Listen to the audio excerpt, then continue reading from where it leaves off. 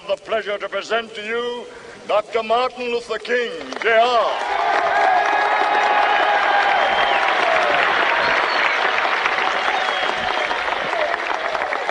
I am happy to join with you today in what will go down in history as the greatest demonstration for freedom in the history of our nation.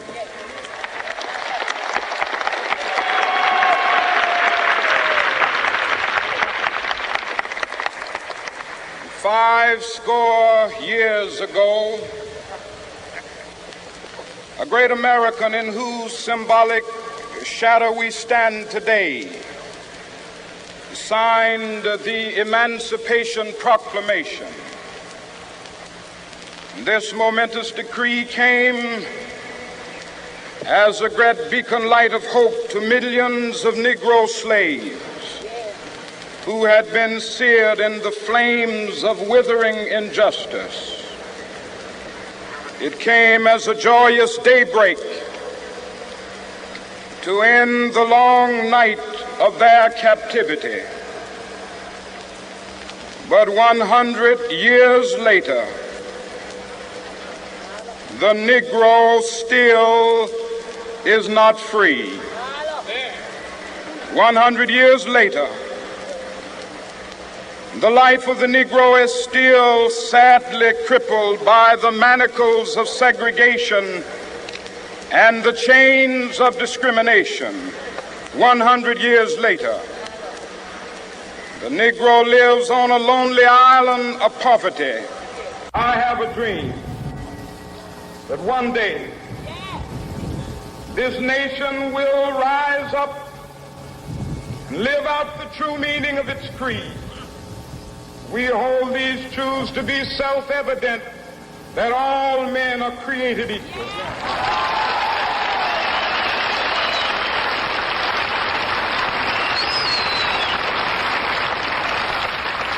I have a dream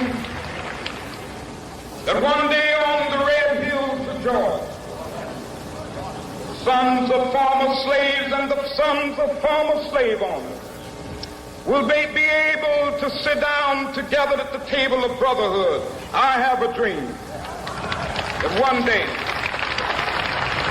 even the state of Mississippi, a state sweltering with the heat of injustice, sweltering with the heat of oppression, will be transformed into an oasis of freedom and justice. I have a dream.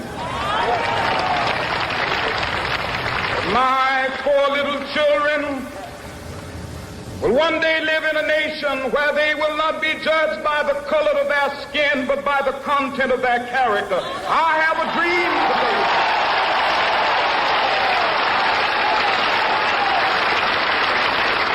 I have a dream that one day, down in Alabama with its vicious racists, with its governor having his lips dripping with the words of interposition and nullification.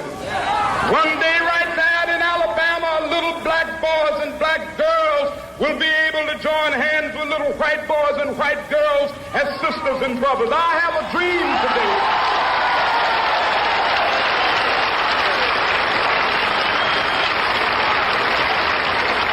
I have a dream that one day every valley shall be exalted, and every hill and mountain shall be made low. The rough places will be made plain, and the crooked places will be made straight, and the glory of the Lord shall be revealed, and all flesh shall see it together. This is our hope.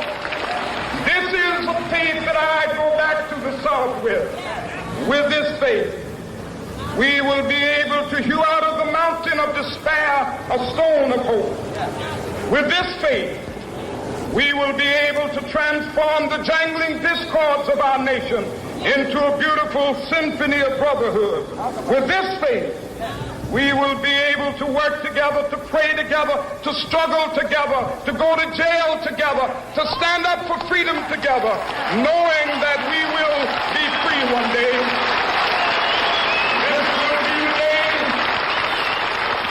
This will be the day when all of God's children will be able to sing with new meaning, my country, tears of thee.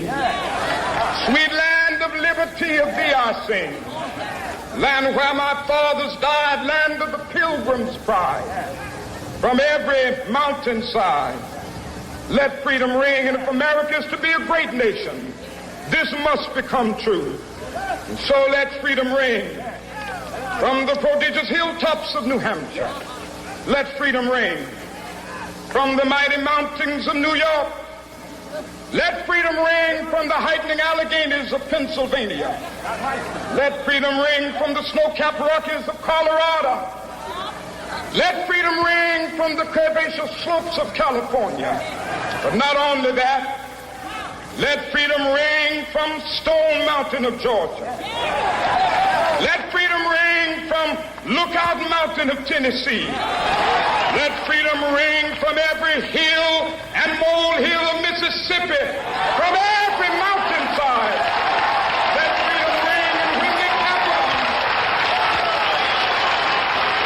when we allow freedom ring, when we let it ring from every village and every hamlet, from every state and every city, we will be able to speed up that day when all of God's children, black men and white men, Jews and Gentiles, Protestants and Catholics, will be able to join hands and sing in the words of the old Negro spiritual, free at last, free at last, thank God Almighty, we are free at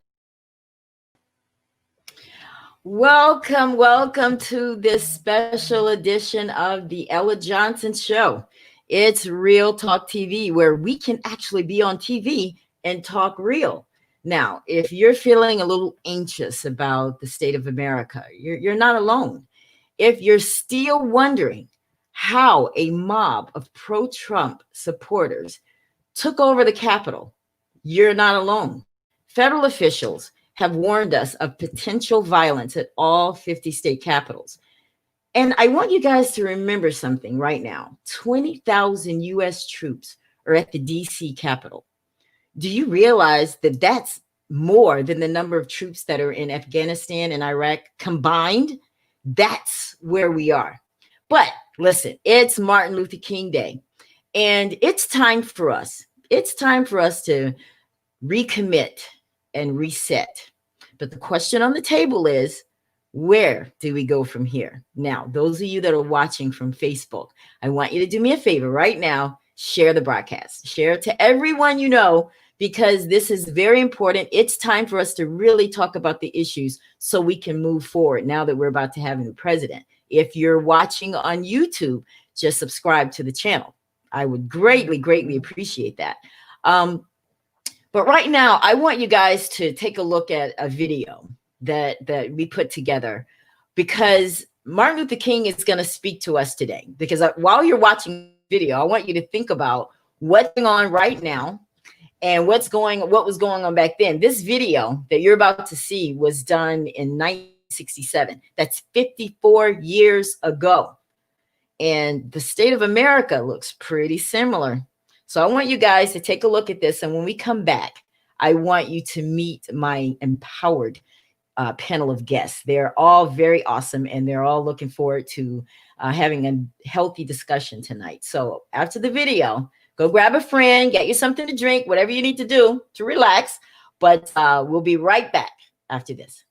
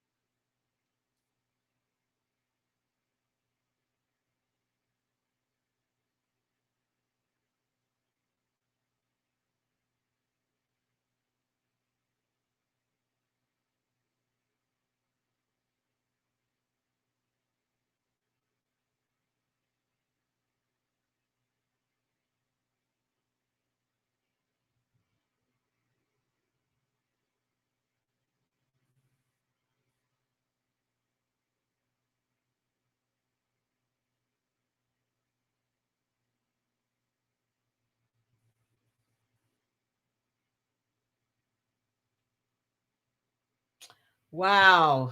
I know that was a bit long, guys, but it was so necessary and it was so awesome to hear. If you're anything like me, you're excited about hearing someone that speaks to us from a very united tone of voice. Well, listen, I have some wonderful people that are going to join me tonight. But if you are just tuning in to the Ella Johnson Show, this is a special edition of the Ella Johnson Show. It's Martin Luther King Day. And today we're going to recommit and reset, but we're still going to talk about the issues. Now, joining me, my first guest is Kim Abney. Kim Abney is visiting us today from Atlanta, Georgia. He's a tech executive at a Fortune 500 company. And Kim spends his days working with bank executives and technical leaders, making a difference in the world. I love it. He's a family man. He's from my hometown, Monroeville. Of course, he's my friend, my brother, Kim Abney. Welcome to the Ella Johnson Show. Glad to be here, Ella. Thank you for inviting me. And I'm so glad you look great. I'm so glad that you're feeling better. Oh, I'm feeling fantastic. God has been great. He healed me. Yes, he did. Hallelujah. Well, we have another guest that's joining us, and her name is Dr. Claudette Owens. She's from Decatur, Alabama. She's a retired aerospace engineer, and maybe she'll tell us what that is, because, it sounds very, very important. But she's an aerospace engineer, and she is incredible. She's an author. She's a minister. She's a musician and a motivational speaker. Yes. Welcome to the show, Dr. Claudette Owens. Thank you. I'm happy to be here. I'm excited about the time we'll share together this afternoon. Yeah, we're going to have a great time. Well, guys, those of you that are watching, we have another guest that's joining us, and he is returning. This is Boy Nicholas, and he was with us last week, but he was having a lot of technical difficulty. Now, he's from Orlando, and he's a political activist who really, supports the conservative views. And he's going to share a little bit of that with us today, because, on this show, we believe in, sharing all views, not just one. So welcome to the show again, Boy.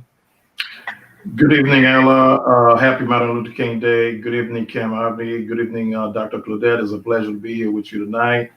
I'm not just a political activist, I'm also a political consultant, and I do both party, Republican and Democrat at the same time, but I'm still going to be a Trump supporter all the way, and I'm returning for Trump 2024. Okay, well, you said that was a mouthful, wasn't it? Well, welcome to the show, Boy. We welcome you here to the Ella Johnson Show. All right, guys, we're gonna dig right in. We're gonna start talking about right now everything that's still in everybody's mind. I know we're resetting, we're recommitting, and we're doing all of that, but we have to go back, because last week, 2 weeks ago, the nation was shocked when we watched thousands of Trump supporters, the police, break into the Capitol. And you guys know what happened after that. I want to know from each one of you, because I started last week's broadcast with this, but I want to know from you guys, what was your reaction to that? And we're going to start with you, Kim. Oh, starting with me. I was thinking you were going to start with Claudette. Yeah. So my perspective on the whole thing is, I don't know how Americans, right, that live in this world, that cast their vote, right, and then the president of the United States legally lost the popular vote and also lost the electoral vote, right?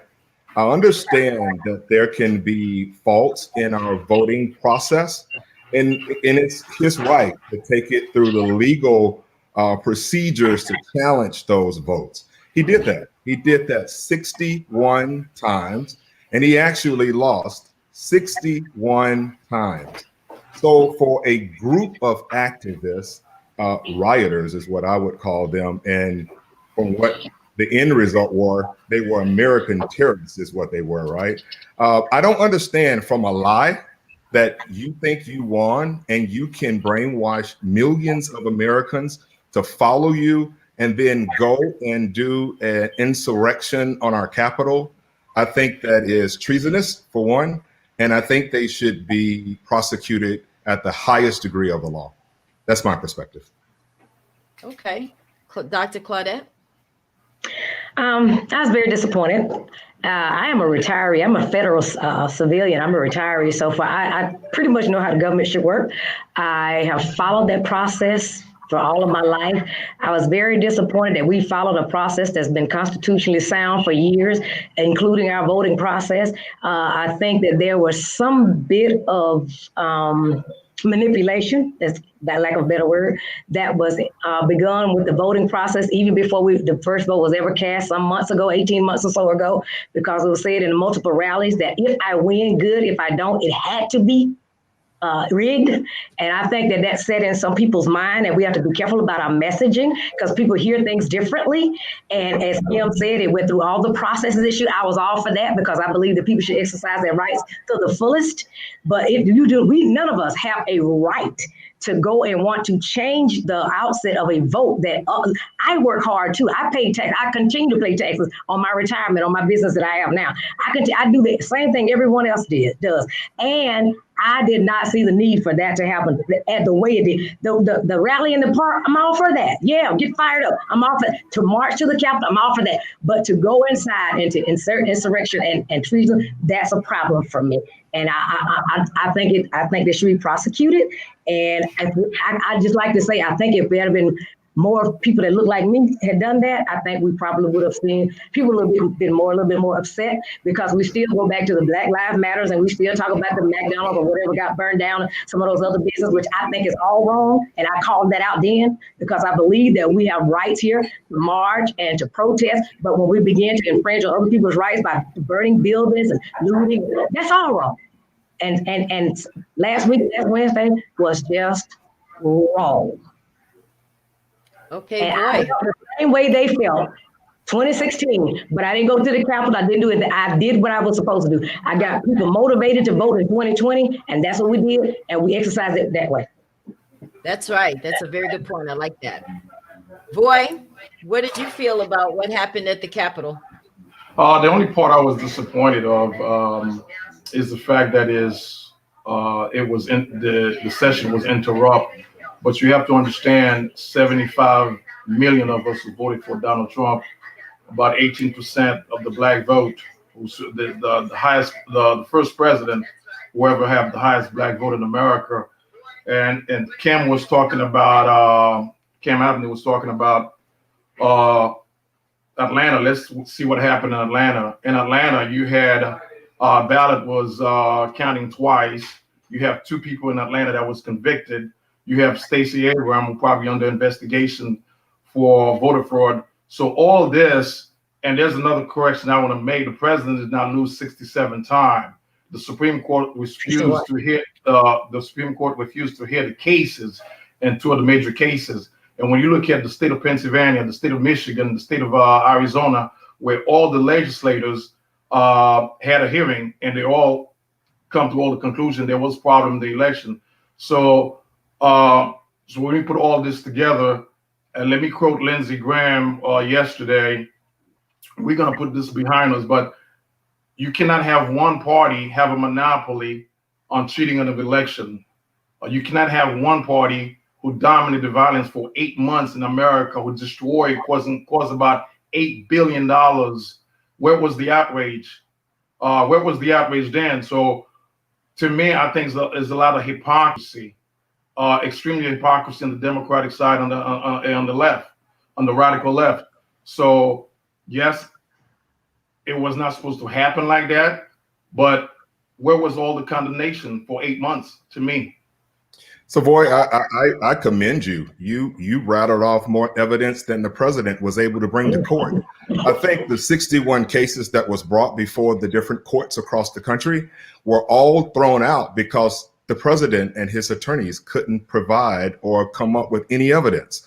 And if I was sitting on the Supreme Court and I looked at the lower level courts and they were thrown out because of lack of evidence, I don't think I would have heard it either. So maybe those facts you rattled off, you should have given it to the attorneys so they could have brought them to court because they failed to do so. Well, let me talk about 2 major cases, the cases in Pennsylvania where the Democrat governor, after they have the same law in the state of Florida, after 8 o'clock, we don't receive any absentee ballot. and they were able to do that. So they may take advantage, and that's one of the stronger cases that the president had. I don't know why the attorney Giuliani and Sidney Powell did not pursue those cases. They did and try, but they shut it down. I don't know why, but to me, and that's where all that frustration came in on January the 6th. And we have to acknowledge that when you have one party in the radical left demonize Trump supporters, demonize black conservative. One of my greatest heroes, he from Atlanta, was well, God bless his soul, Herman King, that I love so much. I think he was a great voice for the conservative party. And look at the left; they celebrate the death of Herman King, which is I admire. If I'm on the radio today, it's because of Herman King. I had an opportunity to meet him in Atlanta 10 years ago, and he's my inspiration. The movement, what took place in January the 6th, it was not, it was some people, but to condemn the whole conservative movement and what Donald Trump was able to bring to this party and to the nation, it got more people engaged. It got more people to wake up. And I've been fighting on both sides, either from the Democratic side or from the Republican side. What really have we achieved for the last 50 years in America under the Democratic radical rules? Look at some of our major cities in America. Look at Atlanta. Look at Baltimore. Look at Orlando right here in Pine Hills, where mostly you have black representatives. What we have achieved. Please look at Detroit. Okay. And all this has been reflected in perspective. If we're gonna talk about this, and this is what I'm passionate about, Kim. We got to make the black politician as more accountable as we make Trump accountable for his action. Okay, boy, I respect you, and for you being a Trump supporter, that is not a problem for me, because I believe that each of us should think for ourselves, and that's where I want to start at. First of all, we have a right to think for ourselves. If we choose to vote Democratic, fine. If we choose to vote Republican, fine. If you want to say Trump or whatever, good. I think that you're right in that we all have to hold up and make sure all of our elected officials do what they're elected to do. And that's on all of us. Now, getting back to what you were talking about, you were talking about Kim and the court cases or whatever. Listen, there's a lot of opportunities that the Democrats had in some previous elections, particularly one in Florida, that we should have, could have, would have, should have. So let's not throw everybody, because all of our elections probably could have something that we could look into. And even with Mr. Trump, even the ones that you're quoting now, I do not believe if they had gone to court that he would have found the 15 million or so votes that he would have needed to still win the popular and the electoral vote. Absolutely. So I mean, so that's where my personal problem is. I'm glad they went to court, because it may be me next time. Maybe I want to go, or maybe the candidate I support. And truth to the matter be, Hillary Clinton had a couple of stations she could have contested last time, but for the good of the people and for the Americans, she just went on and did what she needed to do. Okay, so, and I wanted to get that in. I also wanted to say this. I mean, you're right. Mr. Trump did succeed in one thing, and that is I'm glad that he got us all, black, white, green, blue, to look at the American system, because previous until this administration, none of us thought that when the election night was over, it was over. But now we all know what it means when we study civics and American government, because we got to see all the processes and we got to see everything that we need to look for. And so for that, I am grateful. Now we all know what we need to do. Absolutely. Now, Voy, I want to take you back, because you made some comments about the with the election and, the fraudulent accusations that Trump had so many people believing, which is what drove them to the Capitol. And him being at that rally and talking and inciting this mob to go to the Capitol, because he did tell them to go to the Capitol. Even you admitted that last week when we talked about this. But he had a totally different agenda, and they were hyped up because they were upset because of the lies that he had told. Okay. Oh, and if I could interject, he didn't just send them to the Capitol. He stated, "I want you to go to the Capitol and fight like hell." Okay. Okay. And if you saw the accounts that were recently released by the New York Times over the weekend and the video footage, what they did in that Capitol is treasonous itself, right? taking personal property. Someone stole Nancy Pelosi's PC. It's no telling what type of sensitive data that was on that machine. And then we're hearing today that the person that actually stole the computer tried to sell it to Russia. And you are patriots of America, right? I don't see how that can be very patriotic if you want to take the highest ranking person in the Democratic Party who happens to have top secrets on the United States, and you would steal her personal property and then put it up for bid for Russia to compete against the United States. I don't call that a patriot. I call that a treasonous. Right. I need you to respond to that. What do you feel about that when you hear that? Okay, first of all, to Cam, this is not the first time any government official, any either state representative or any senators urge people to go to the state capitol. It's not treason. According to Alan Dershowitz, that's not a treason. So he was in an interview, and I spent time to listen to him. So I could cite you so many other elected officials who encourage their protesters to go to the state capitol. First of all, Maxine Waters, who we had one last year, who say harass Trump attorney, go to the state capitol, go do wherever they're at to harass them. So to me, this is another thing, the hypocrisy that we are engaging in. Yes, it was a certain group, a percentage of people that's actually act up, but that's not represent the whole view of the Trump movement. That's not represent the whole conservative party. That's not represent the whole Republican Party. And to the other point that you're making, Ella, it was not Trump who stated certain things. The state of Georgia had a hearing in the election. They find a lot of problems. The state of Michigan had a hearing in the election. They found a lot of problems. The state of Pennsylvania had a listen to some of the. If you go back, and I think it was 3 weeks or 2 weeks ago, each of the state had their representative come with serious evidence. So when you had truck of mail-in, and this is how the Democrat was so clever to steal this election. With the mail-in voting ballot, where they had dead people voting, where they had dead people voting, where they had unregistered underage voting. So yes, it happened. And also, let me point out, a state of representative and the state of Dallas got convicted, who was the director for Joe Biden. So there's plenty of evidence. And Joe Biden, with his own mouth, 2 weeks before the election, said, me and Barack, this is the only thing that Joe Biden was saying it was true. Me and Barack, we put out the most fraudulent election in U.S. history, and that's exactly what happened. If the Supreme Court justice would have heard that case, bring Joe Biden in to testify. Say, what do you mean when you stated that 2 weeks before the election? And Stacey Abrams, she did a good job. I give her her problem, but guess what? And the Republican got to wake up. If the Republican want to win election, we got to fight dirty as the Democrat did in this election. Okay, boy. Can I say something, please? I want to get passionate just as you are.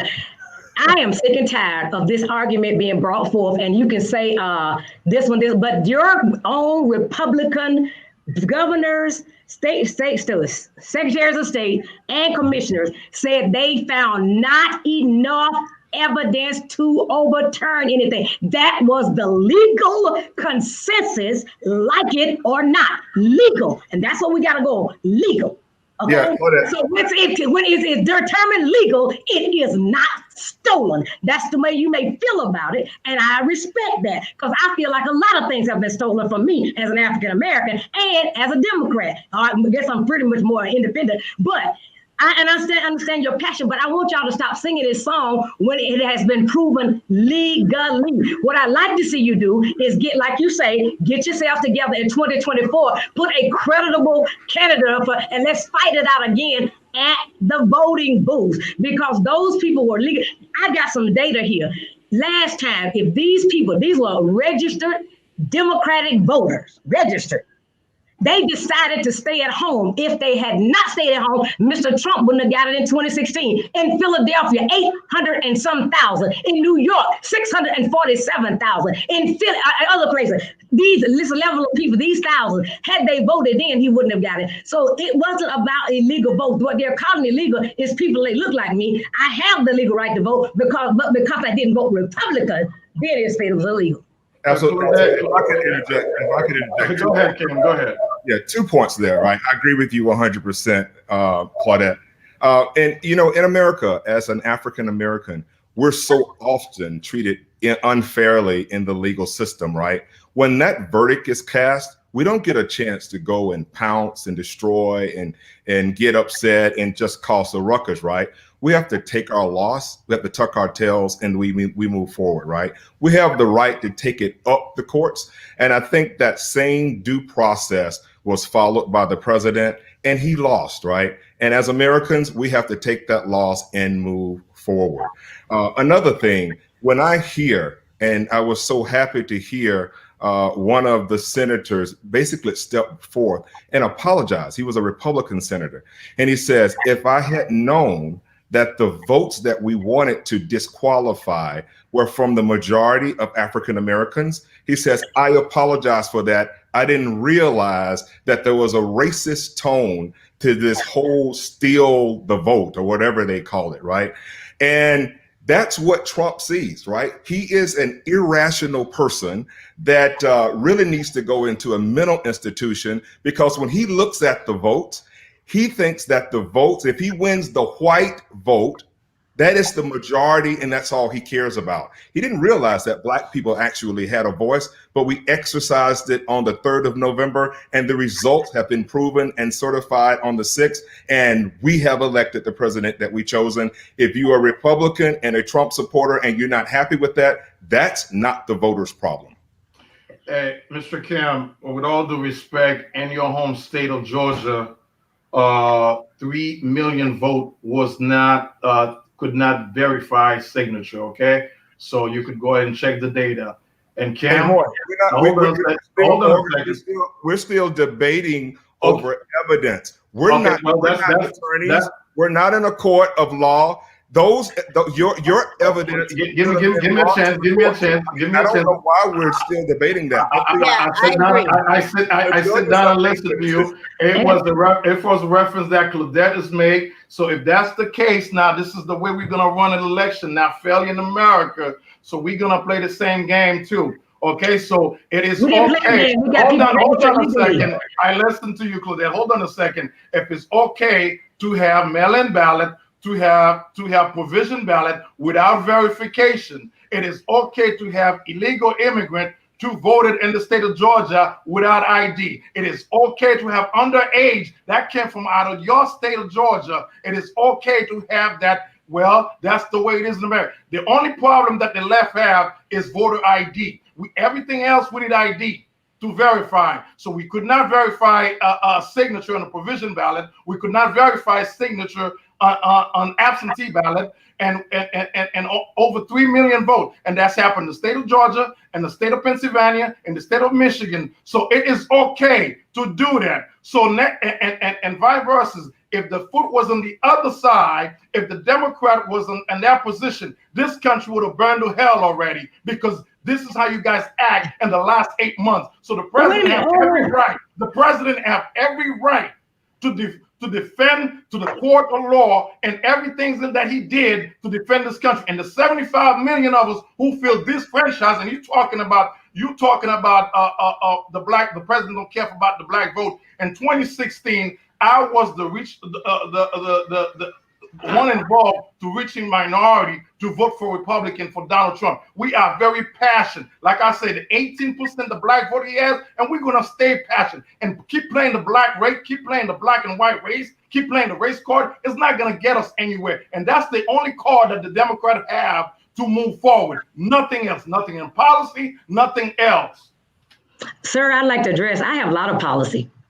I told you I worked for the government for 30-something years, 34 almost. As you said, I listen to you. Now listen to me. Listen. First of all, let me share with you. You keep bringing up the fact of these unsubstantiated votes. Right before we had an election, each state went through the process that they use to count their votes, to count them certified, legal, and all those things. Each state, okay? There were all kinds of court cases prior to that, all the way up to the Supreme Court. They sent it back, they got it settled, everybody knew what they were supposed to do. Nobody had a problem with this until Mr. Trump lost. If Mr. Trump had won, he still wouldn't have had a problem, okay? You say that if the shoe had been on the other foot, that we'd have burned everything down. Well, first of all, I'm offended by that because that's not my nature and I wouldn't have done that as a leader. Now, second, excuse me, let me finish. Everything is, the shoe was on our foot since 2016. And if we didn't burn anything, and if we only burned it for 8 months, oh well, and we didn't burn everything down. And as I said, we did condemn that. We condemned, several of us went on Facebook and everything else, even our churches all over our local community, and we condemned the rioting and the burning. It most certainly was condemned by Democrats. Now, yes, the black-white thing that you keep saying that that's all we have, maybe it's not your experience, and I welcome and I'm happy for you for that. But some of us have a different experience from you. And it is not because we're Democrat. It's not because anybody is putting it in our mind. It's because that is our experience. I just went in the store last week looking for my groceries with my money. And a lady grabbed her purse as if I wanted it. I started to write her a check because I didn't need her money. And that's just one of the things. I have a son that was walking on his college campus, and they said he looked like someone that had done something. When they found the gentleman, the only thing they had in common was grades. Not the same height, not the skin texture, not anything. Right. So if you have an experience that, I'm happy for you. It has been mine. Now, let me just say to you that I have voted Republican when it wasn't under Mr. Trump, because I believed in the platform. Mr. Trump's platform was different from what I believe in and I support. And I have been led and I have worked with some of the best Republicans, independent, Democrats, and I only have kudos for them. So I look at platform, I look at character, I look at issues, I look at policy, and I don't just read the news and I don't just listen to it. I actually go back and pull down the House bills and the Senate bills and read those things. So stop making those, because we didn't just throw you in a boat with everyone else. So please stop doing that for the rest of us. Absolutely. Some of us are educated and can process data, and we can make educated decisions. And on this talk, Ella, we're not judge or jury, so we can't change the outcome of the legal procedures. Right. May we please move on to a different topic? Yes, I was just getting ready to do that. Because you're right, Kim, Joe Biden is going to be inaugurated on Wednesday, and that's where we are. So, but boy, I want to ask you a question, because one thing I do want to go back to from the rally, when Alabama Senator, and I want you to comment on this too, Claudette, since you're from Alabama, he said, and this is the type of rhetoric that was used, and then we're going to move on. He said, today is the day American patriots start taking down names and kicking ass. Today is a time of choosing, and tomorrow is a time of fighting.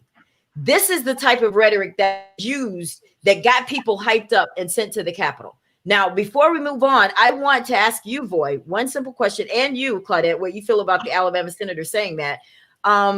Should anyone involved in getting people to that Capitol, causing this riot, should they be held accountable? Yes or no, Voy? No.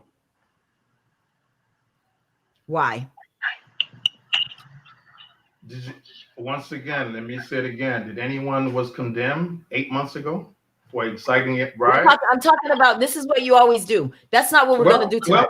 We're going to stay on the subject. I'm talking about the Capitol. I just don't like the double standard. I don't like the double standard. That's the double standard. I mean, he could have said, listen, let's get back so we could refocus. But they didn't. All right. I don't think any of the senators on the Republican side knew this was going to happen. Okay, well, let me ask you this question then, because there are reports where Ali Alexander, who is the one that created this Stop the Steal movement, he worked with 3 GOP congressmen to put all this and put it underway, get it going, and get this insurrection in place. Have you read that report? They're under investigation, 3 of them. One being Mo Brooks from Alabama, one being Paul Gosar and Andy Biggs. Now, have you heard that, Voy? Yes, and have you heard too that Leader Pelosi was also informed, Mitch McConnell was also informed, Chuck Schumer was also informed, and they declined any extra security. Have you been informed about that too? Have you been informed? You have not been informed of that either, because we proved that was false last week. So we're gonna move. We're gonna move to something else. Claudette, answer me a question here about. Hold on a second. The chief of Capitol Police testified on a briefing on that, and you said that was false. That's not been a case on this. No, I mean the chief of Capitol Police who actually resigned he briefed all the leaders on that, and you said that was false. We discovered last week that is not their job to handle security detail. We're not going to go there. I don't want to go down that road and have a repeat of last week, because we're trying to get across the fence about it's Martin Luther King Day, and we're trying to go somewhere. So I just want to know from you, if they were found guilty, if they were found to have done this, then you're okay if they're punished, correct? Because that's what you guys stand on, morals and values. So if they did this and people died as a result, they should be punished, correct, Boy? No, I don't think they should. I don't think they should. We're definitely not going to read tonight, man. Yeah, what about law and order? Yeah, law and order, President. What's up with that? Where did all that go? What happened to law and order? Yeah. What happened to law and order before that? Wow. Go ahead. Yeah, you have a problem. All right, Boy. Well, let's talk about this. Trump was impeached because of it, and this is what's so awesome. Impeachment is political.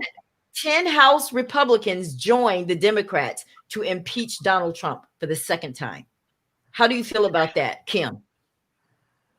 Claudette had the next question, Ella. Claudette, go ahead. I'm sorry. Well, first of all, let me step back. 8 months ago, I sat and I watched a man murdered in front of my eyes. And there's no excuse for it. You can't say he just didn't know the man's neck was up under him. You can't. I mean, you can say what you want. So that was a lot of anger. Even with all that, I still don't condone the burning. So I'm trying to figure out why we're comparing some political rhetoric that had already been proven in the courts to not be substantiated to a murderous act, and then we want to keep going back there.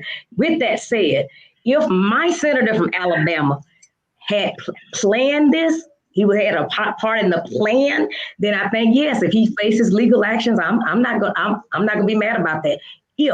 Now, just listening at his tone of voice and what he said to kick ass and take names or something like that. Yeah, that's what he said. I was very appalled as his constituent, because I'm his constituent in the congressional district. And so I was appalled by that, because I didn't like it as he represents me. Because that's not the way I want us to be seen in Alabama, and that's not the way I want us to do things in Alabama. I want us to do just what I said. We have systems in place. Follow the system. Legally, whatever. Even if you want to have a rally, even if you want to march, whatever, that's fine. Even if you go home and throw everything out the door and cuss, fight, whatever, that's fine. But don't do what happened at the Capitol, and don't burn down buildings. What happened 8 months ago? That's my position. Okay. And if they want to take him out of his Senate seat and want me to run against him or somebody, I'm okay with that too. Yeah, but I also have to echo my cousin Tamika. If there was any burning down by Black people during the Black Lives Matter march, we learned it from the Republicans. Remember, they burned down Boston during the Boston Tea Party? We learned that, right? That's how they overtook this government. They burned Boston to the ground. Yeah, we've basically learned violence from the Republicans. And don't forget Rosewood and Tulsa. Absolutely. Oh, yes. Yeah, you do know about Rosewood, Tulsa, all of that, right, Voy? Yes, I do. Black Wall Street. We're not talking about Yes, awesome. Bring it on. Bring it on. My main problem is we cannot condemn one side. We don't condemn the other side. If that's the way we go and play in politics, we live in a very dangerous time in America.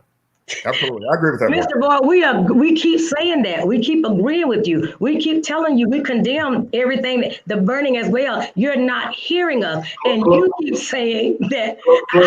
And let me say something to you. And I understand how you feel. Believe me, I understand your hurt and I understand your disappointment. I've been crying for 4 years. And I'm going to tell you the same thing I told the person that came on my Facebook page. Claudette, I won't cry. I feel for you, and I want to encourage you to do the same thing I did. Every morning at 6 a.m. for the last 4 years, I prayed for my president. Mr. Trump was my president, whether I liked it or not. And at 6 a.m. for the next 4 years, or however long God have them in, I'm going to get up and pray for Mr. Biden. Because the same God that kept us from 2016 now will keep us from 20 to 2024. Right, Claudette, that's something you mentioned earlier, and I want to talk about that just a little bit. It's not a question, keep bringing it up, but look at the stage of siege we're in America right now. Almost 29 million troops in DC. Every state capital is under siege. So many threats. Why are they under? Why is that? Let me finish, Ella. So many threats coming out from different directions. We don't know who's behind this, but we all want to blame Donald Trump. But we're not looking ourselves in the mirror to see, wait a minute here, to see what went wrong in America. And I don't see an end to this. And I don't think it will end in Joe Biden. It will be further division in this country. It's not going to end racism in America. Not over a long shot. And we have to. We're gonna get across the fence because we want to get to the crux of what this show is about. You know, we need to recommit and reset. Now, on the video you guys all just watched, that was from 1967. That was a speech that Dr. Martin Luther King did where he talked about these two Americas. Now, I want every single one of you to give me your opinion on whether you think we still have those two Americas. Which one are you going to start with? Let's start with both. Kim, let me start with you. Start with me? Yes. So, Ella, I grew up as an after effect of Dr. King and the vision that he laid out. I think that some of the advancements that we've made in this country, I've benefited from it. The world has benefited from it, right? But I'm very concerned with where we go, you know, from here, because I think a new level of racism is being birthed in America. And then who is going to be the new Dr. King that brings light to this darkness, right? To teach love versus hate, right? Because that's going to be needed, because we have now a new generation of hate and we are regressing as a country instead of moving forward, in my opinion. I must say that during Dr. King's tenure and over the years post his, life, I should say, many hearts and minds were changed. And it was not just the white people in America. He changed hearts and minds everywhere. And I think once we brought all of those demographics to the table, we actually advanced as a country. I would love to see us move in that direction again, because I think we're moving backwards instead of forward. That's my perspective.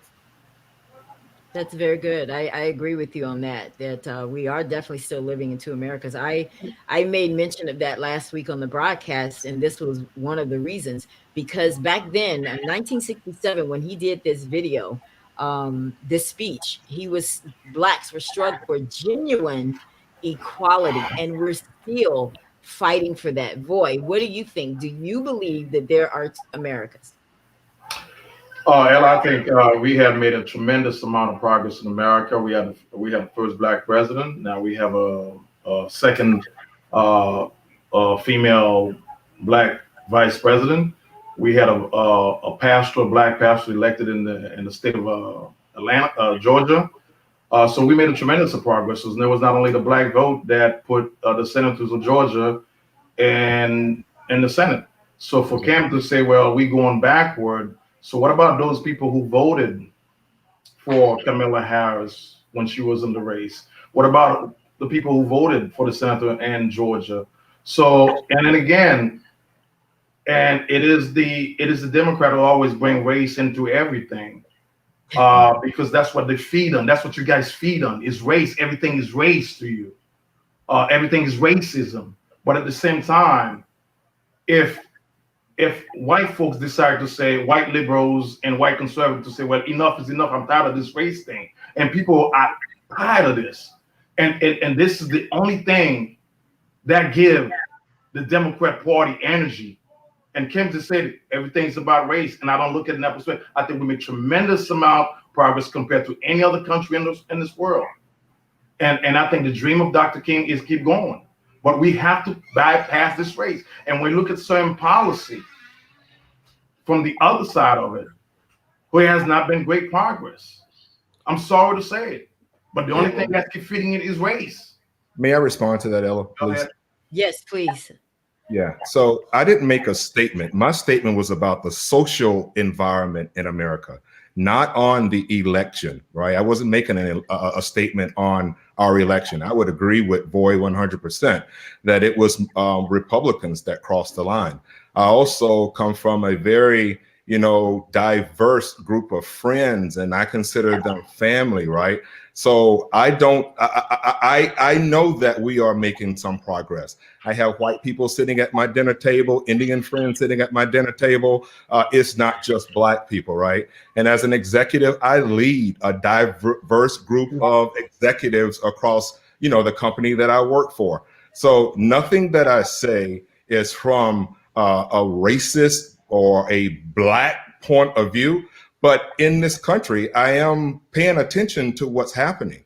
I know that at my corporation that there are signatures or flyers that are laying around to rejoin the KKK, rebirth the supremacist organization, right? So much so that the executive, my CEO, had to make a statement. We are not going in this direction, and this will not be tolerated at this corporation. So I commend him for that, right? But I think that we must all come together. But I'm seeing where there is a ugly head that's arising, and we must cut it off pretty quickly here, or we're going to go back.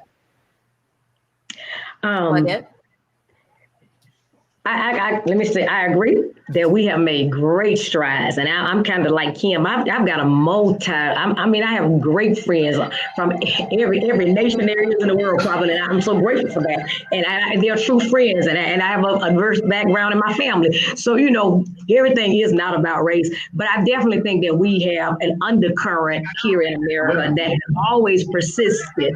And there is a belief that there's a specific culture that is supposed to be dominant.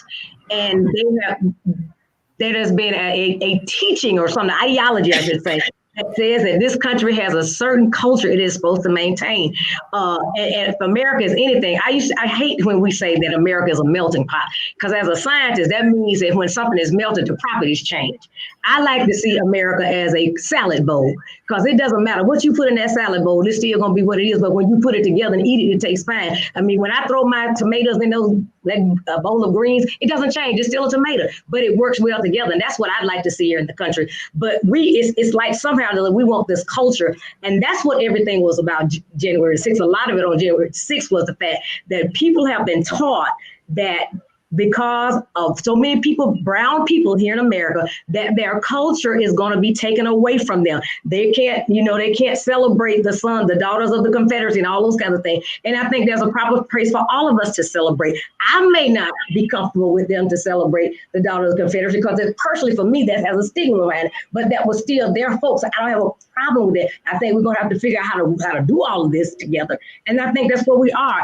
And they have been told that people like me, that look like me, and other folks, we're taking their money, we're taking their jobs, and we're changing everything, and America's not going to look like what it's supposed to be. So there is an culture war going on, and it is an ugly one. And I saw swastikas, and I saw the rebel flag, all that stuff in the White House. As me, those would be treason. I mean, I'm just saying, but they were there. And so, help me understand that. So yes, I do think that there's a culture, there's a diverse culture here that's trying to win out instead of, as I say, instead of America being what it should be. And that is a nice, beautiful salad where we all still individual, but when you put us together, we work real well. You're making me hungry. Thank you. I appreciate that. But listen, let me ask you guys a question, because, one thing about in our community, the Black community, we have always, the church has always been the cornerstone for us. We went to get together and be people that were like-minded. What role will the church play moving forward? Where do we go from here? Will the church play a role, or will we be able to listen to them because of how they were compromised during the Trump era?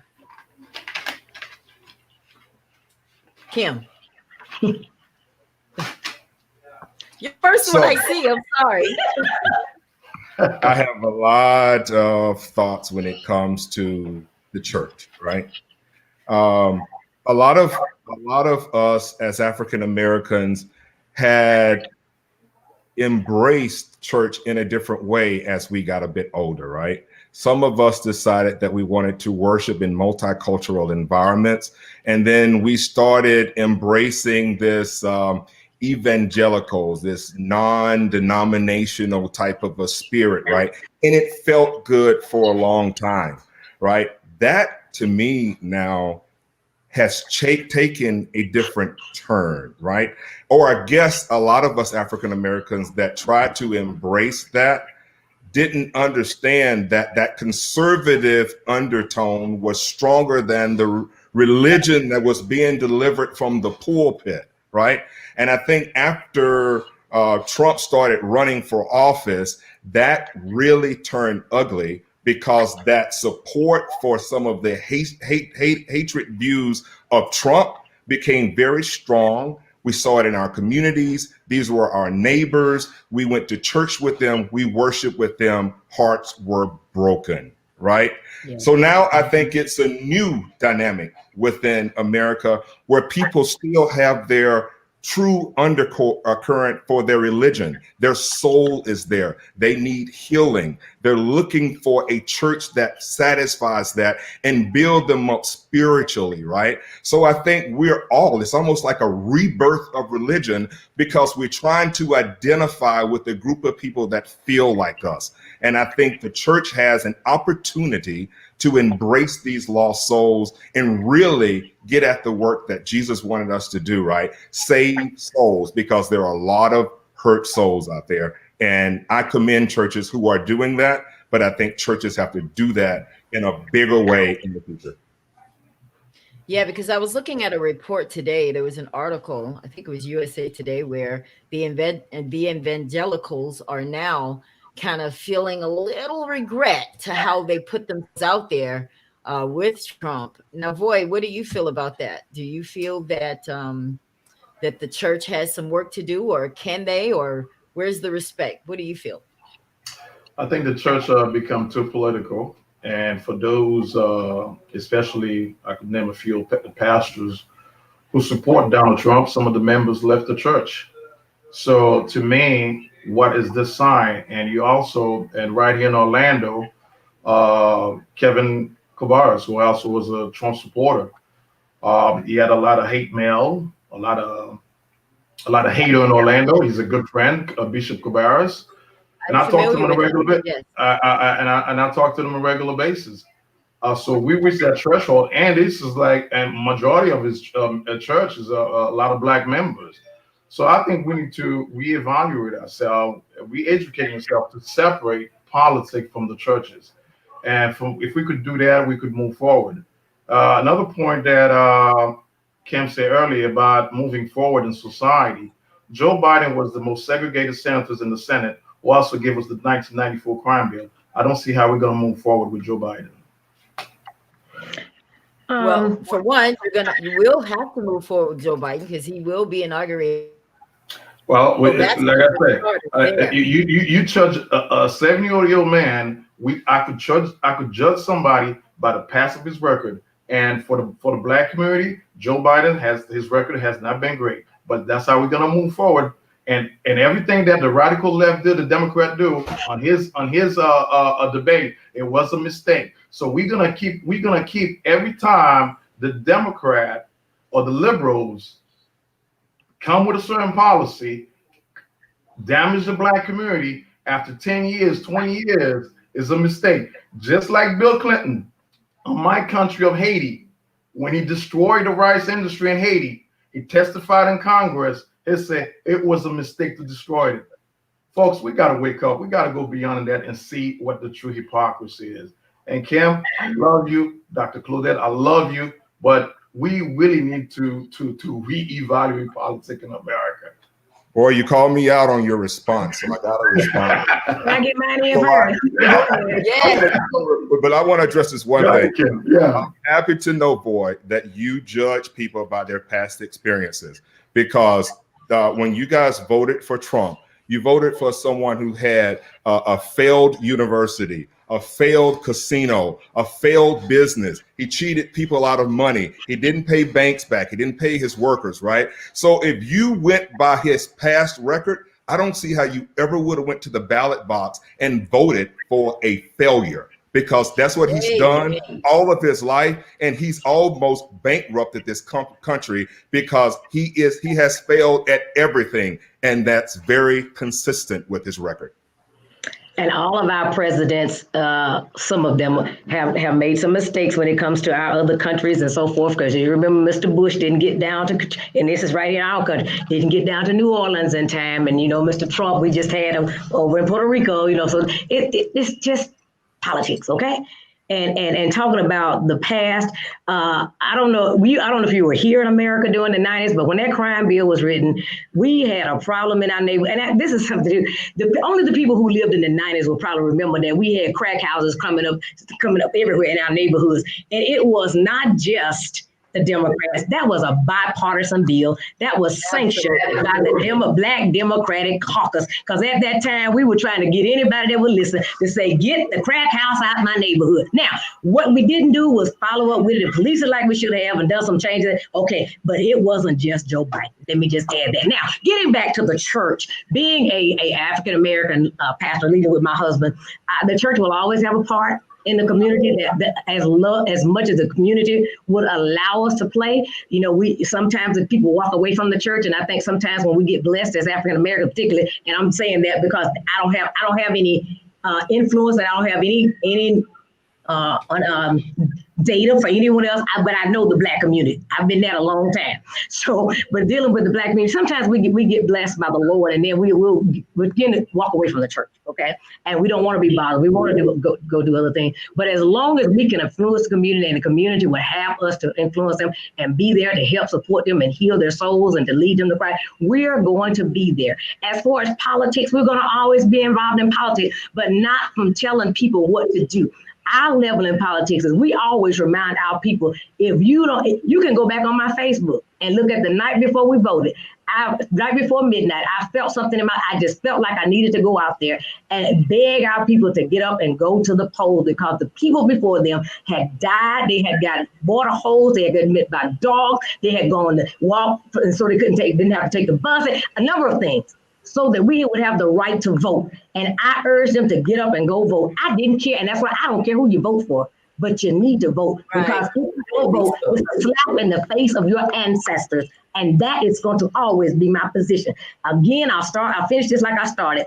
I am not going to tell anybody who to vote for and how to vote, because I don't like people telling me what to do. I reserve the right to think for myself. And if you don't like my thinking, I'm okay with that. But you're not going to tell me how to think. Understand? All right. I like that. Can I make a quick response, please? Yes, please. Okay. Back to Cam. You're in the business sector, my man. Every business have the right to restructure the business. In the case of Donald Trump, he was able to restructure his bankruptcy. So you know that, Chapter 11, my man. So that we're living in America. Like you said, we take the advantage of the tax code. And if you look at New Jersey, where his business was at, it was not a failure. In every business, you're going to have some failure. You're going to have some success. But the man was able to build an empire of $8 billion. So that's a great success. And plus, he became the president, beat up 17 Republican. And gave us in America for the last 4 years one of the best trade deal with China, and also gave us the most highest unemployment wages in America for every demography and category, Black, white, Asian in America. So those are the great success. So you're gonna have some success in life, and you're gonna have some failure in life. For Dr. Claudette, yes, I agree with you on the church, but guess what? Joe Biden in 1994 again, we had majority support of the Black vote, okay, and called Black the predators, and proud. He didn't say that. He did not say that. Yes, he did. I'll send you those videos. I have them. And call Black mayors the Negroes. But guess what? The media ignore all this. And NBC. Okay, well, boy, you must have conveniently forgotten how Trump was responsible for the 5 young men who did not rape the woman in Central Park, but he was one who wanted that. He wanted them to pay for that, because if something they didn't do. Central Park 5. Thank you, Kim.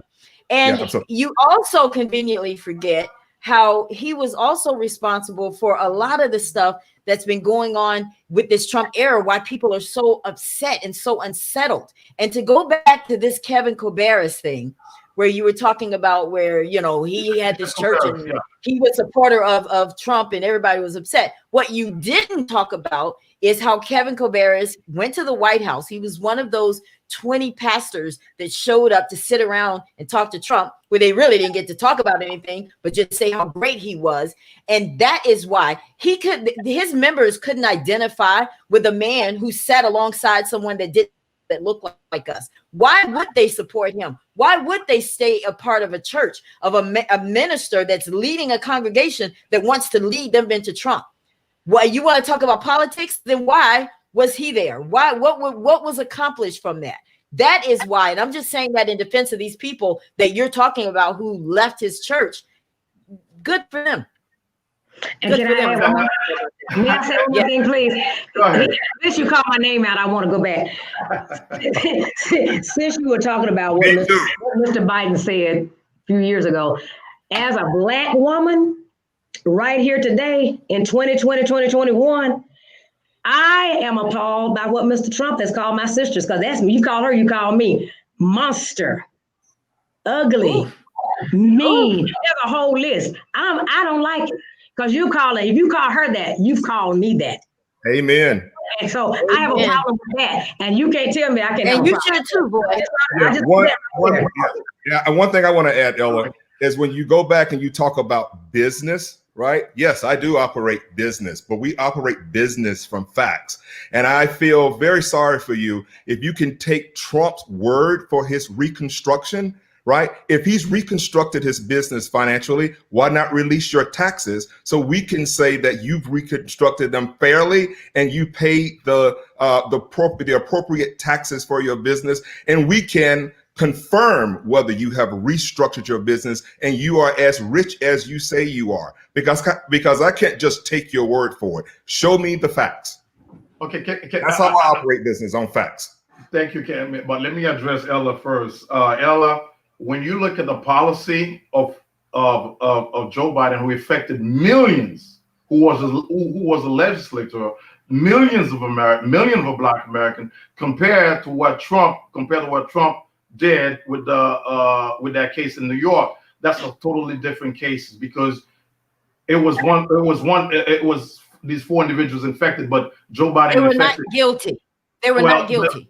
Well, Joe Biden policy affected millions of people. They could have died. They put a bounty on their heads. Okay, and Cam, I'm in accounting by trade, and I'm also an enroll agent for the IRS. There is no law in America. The president has to release his taxes. And another thing, when your taxes is under audit, your taxes cannot be released. And I see the New York Times was not challenged for this. The IRS said that's not true. The IRS said that's not true. We could go there. There's no law. There is no law in the book that any president have to release his taxes. And once again, when your taxes is under audit, your taxes cannot be released by the IRS. I was not debating you on that point, right? You made a statement that Trump had reconstructed his business such that it is profitable and he is as rich as he say he is. My statement to you is, how do you know that? You haven't seen his financial statements because he will not release them. So how are you making that statement? It's not based on facts. But I tell you what we do know. He did release his financial statement from the beginning. He didn't release his taxes. Any representative we're going for any county commission government, you have to release your financial statement. They said how much the president or how much property. He did release some of it. So how much did you right? He did release some of it. One thing we do know is that he stole from his charities too, and had to repay $2 million. You want to talk about integrity? You want to talk about integrity, holding a position? If you want to talk about charity, $3 billion from the Clinton. Nobody know what happened. We don't want to go there, but it's just. Boy, can I say go there another time? We can go on. That's okay. Listen, boy, I'm not gonna get into the business part, but I do want to say this, as I believe this is one of my personal issues as a retired federal worker. Over those years that I was working, I have taken in excess of 128 plus ethics classes. And I do have a lot of problems with some things that the way they've been done since they've been in the White House. For instance, his daughter sat in a seat where she decided, or her group decided, where they were going to have various meetings and conferences or whatever. And usually they were at their properties. Then on the other end, she went and signed the contract to say how much they were going to, rent those properties for, and if it's a bottle of water, $20 or whatever. For me, that's a violation of ethics. We couldn't even bring our kids Girl Scout cookies in and sell them. It's a violation. And there's many of those violations of ethics that I've sat and watched, and I've read them, I've followed them, and I have a problem with that. And nobody ever said anything. Even from the day Kellyanne Conway stood up there and said, make sure you buy her line of clothing. She should have been sanctioned for that. I would have been sanctioned for that. I would have been written up or something, but they said it was okay. And so even on the side, when you're taking a government business trip, and by the way, signing a contract for your personal business, I couldn't do that when I was working. And so those are some ethical things that I'm struggling with. Yeah, because you're bringing the Hatch Act. That's what it's called, right? Hatch Act. Dr. Claudette. Most of the time people say the Hatch Act, and there is some connotation of that, but I mean the straight ethical laws and ethical rules we had to go by. And the Hatch Act is more concerning when they had the Republican conference at the White House itself. And so that was, and there's a debate on that legally from both sides. They say, I have a problem with it because I am a registered voter. I pay taxes just like everybody else at the White House. And if that be the case, we should have had both of the parties should have had their conferences at the White House. That's just me. But then because it's the people's house and I'm still one of the people. But it's those other things. It's those how we handle things ethically that has nothing to do with the Hatch Act. It's how we do our contracting. It's how we do our business. And that, several of those things were violations. And so for that, and I know that. You can't argue with me. I know those. I've learned that over the years. Okay. Dr. So guys, if you want to stop talking about ethics, you look at our President Joe Biden right now. When he was talking about the ethics of where they are in the White House right now, making money that they shouldn't have made on their business yet, but making money they shouldn't have made because they're not supposed to be associated with their private business. That's the connotation and context I was talking about. Because if you want to sit here and talk about illegal, ethical things, violations in business, then we might as well start with everybody got business. Well, exactly. That's the point I was trying to make from this. I was trying to talk about from all the Democrats. And like I said, if you want to talk about all the families involved in business. In the White House, okay. Well, you just want to pick in the White House, that's Trump. But if you want to talk, I could give you a whole. Did I bring up anything before Mr. Trump? I don't want to talk about. I could go on an ethic violation from Nancy Pelosi to Joe Biden when he was the vice president, from Barack Hussein Obama, from all of them. So we could have a whole other show on that. We had a problem when they brought the grandmother up there to keep her kids just to take care of them, and now you want to talk about he brought all his whole family and gave them unqualified position that they weren't qualified for, and a lot of us have a problem with that. But it's okay. Now we can do that. You know how that works in Washington. It's a swamp in Washington. That's why Trump was trying to expose them. That's what He Trump was already did that by That's adding all the others that he put in there. Now know that's funny. You Trump know was it. the He did a swamp. good job. He showed us his and everybody else. Don't expose the swamp, darling. Oh, he went to Oh expose yeah, it? you know that's funny. Okay. So Even he boy exposed knows that's funny. by adding to it. Is that what you're telling me? Well, Yeah. Washington is a family business. It's a I mean, family. Why you think all the in his family in the White House, but not everybody, a lot of them. Dr. Claude, you've been in the government. Drain in the swamp. That didn't show me the drain in the swamp. Why you think all this pork project? Who sponsored this pork project? Him and everybody. Okay. Why would there be a doom? Who sponsored all this pork project in Washington? Okay, guys. So this is where we are. It's Martin Luther King Day, and the purpose of this show was so that we can see how best we can move to the other side, how we can, because we have to go from here. We have to somewhere at the end of this broadcast. I want us to have something that we agree on, so that we can say, all right, this is a beginning. This is where we start. Now, I want each one of you to tell me if there's anything that you would like to say before we end this broadcast that we didn't talk about that you want people to know about. I'll start with you, Claudette. First of all, I enjoyed being on the show today. I thank you for asking me, and I really appreciate Boyd. I appreciate Kim and you, and I like hearing the other side. I'm going to be passionate, just like everybody else is going to be passionate. And at the end of the day, we're still going to do what we do. But I do want us all to learn how to sit down, and I think we've got to start somewhere with people who want to move forward. Some people, can I say something? None of us on this show, it's not us that don't want to move forward. It's not us. It's the ones that stormed the Capitol for a reason, that they want to go back. That's what the problem. It's not us. It's not even though everybody that went to the rally. Some of those people never left the park, and some of those walked to the Capitol thinking that's all they were doing was marching. They didn't have any idea they were going there, but some of them did. And that undercurrent, that is what we've got to deal with before we can really move on. And I don't know how. I don't have the answer to that, except for those of us that are like-minded that want to move on.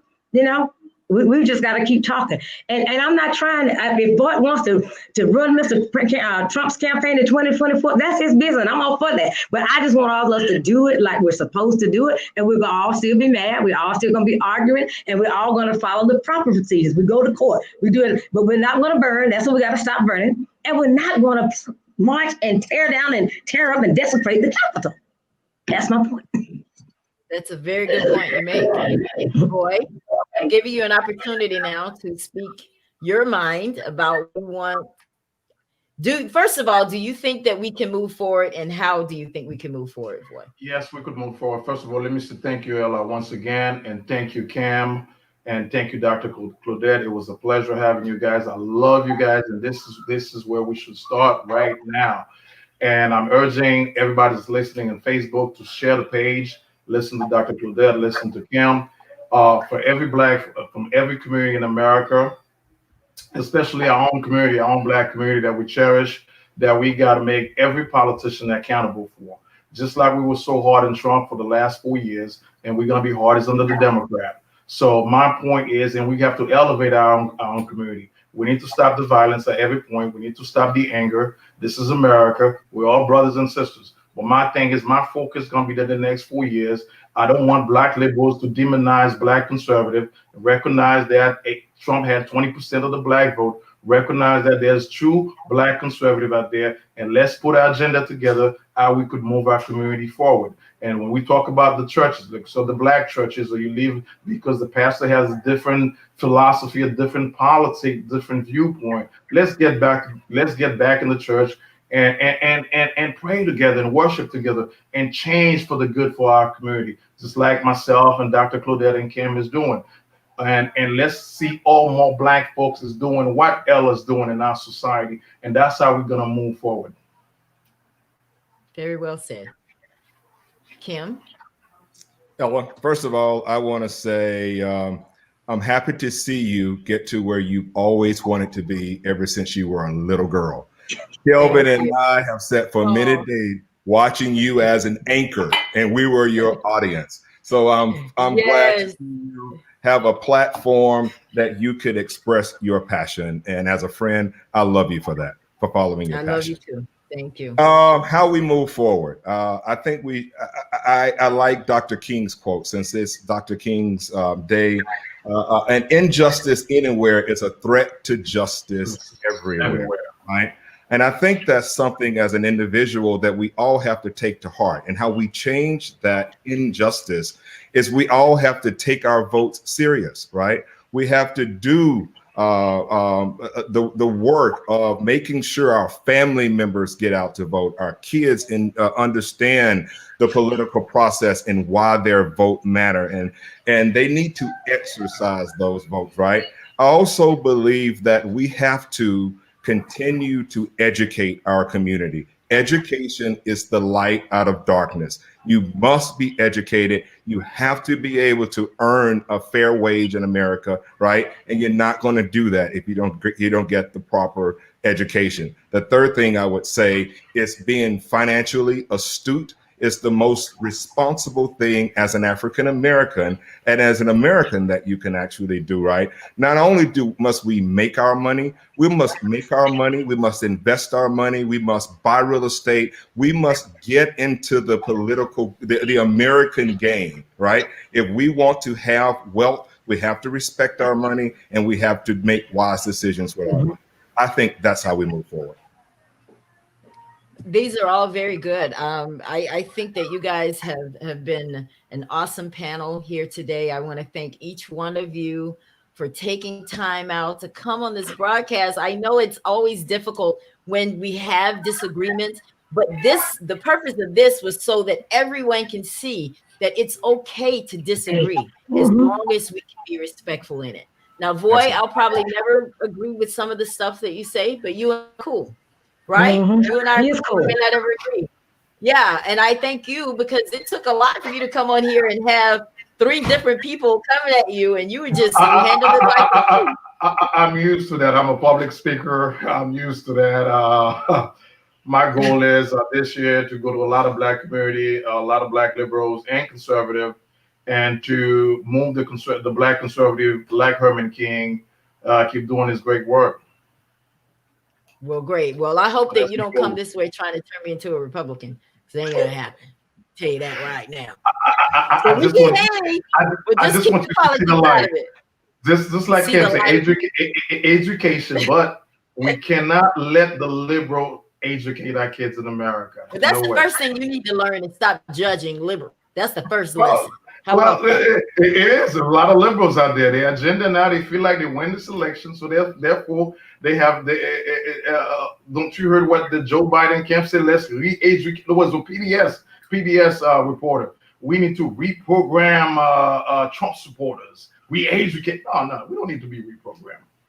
So my goal is to especially I have a lot of good friends in Atlanta. Cam, I'm gonna be in Atlanta next month. I would love to see you, my man. I have to take you out to dinner. Hey, buddy, let's break bread. I love it. Love it. And I'm gonna be in Atlanta.